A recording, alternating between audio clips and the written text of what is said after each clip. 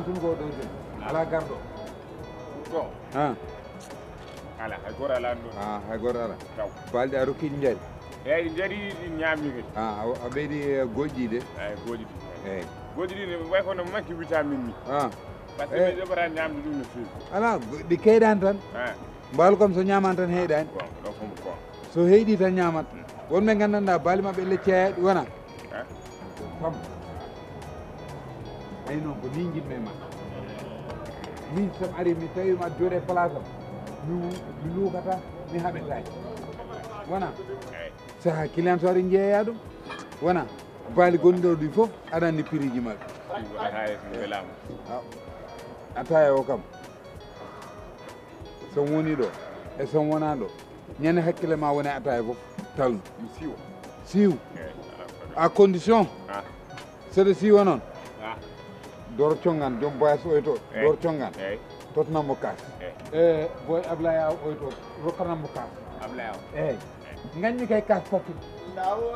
eyyi kaas kam o tati frontiére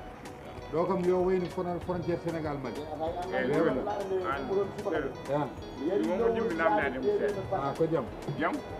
aytena min mi nani ko kalda o mais min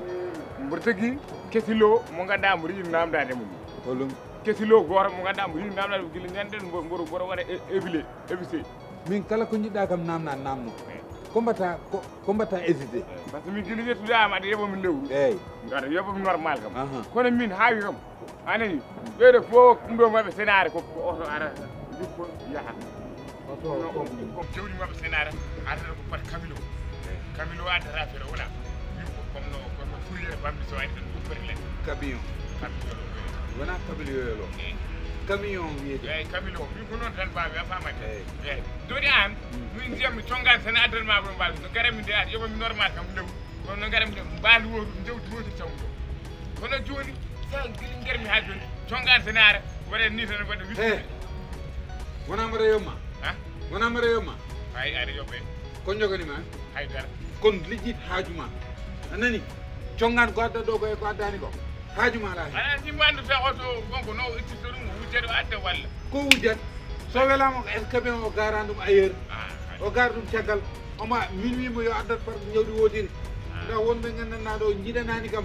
so yimo waɗata cat waɗata cat ɓe hawtoto kam kas eyyi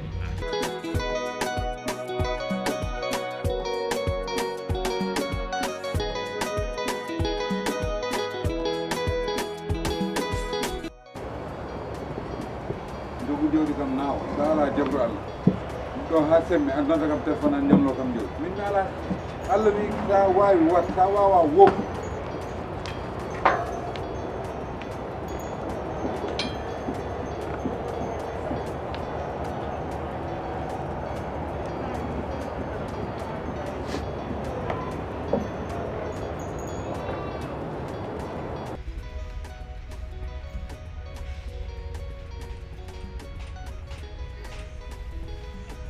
boy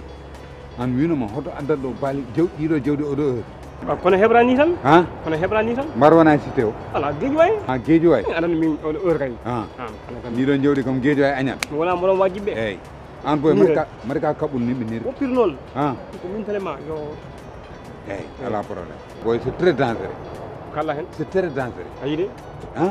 mbaɗa ka kaɓɓol nimɓiniri oppir noon tan oppir noon eyyi oɗo ko nufo jiɗɗa hen capannayyi hollum aran jawdi ma ya ƴetto jawdi ma oho e ngenani hunde a nana mbimam ko haal ko jaadi ko bawɗa 80 o ala fammi 80 ɓeydna yo sanim 90 temi wallet tan 90 yo fasa ala comme d'habitude yo fasa comme d'habitude ɗo mami yaltinno kalis nde jeere noon mbiɗa de a yani yimɓe noon mbiɗa de eyyi haɗa mi yettani yetto yettima an eɗen gandodiri eɗen pamodiri ale boy sey c'est très professionnel c'est très dangereux kadi boy bawɗo wujjude nen oɗen guya ɓawlen ɗum soppo n'importe quelle heure boy wujja ma yeehi jaabel arti jaabel gotel mucce hakku lawol ɓuru ɓuru bayla walla yo mere wuppani tuuba nder jamma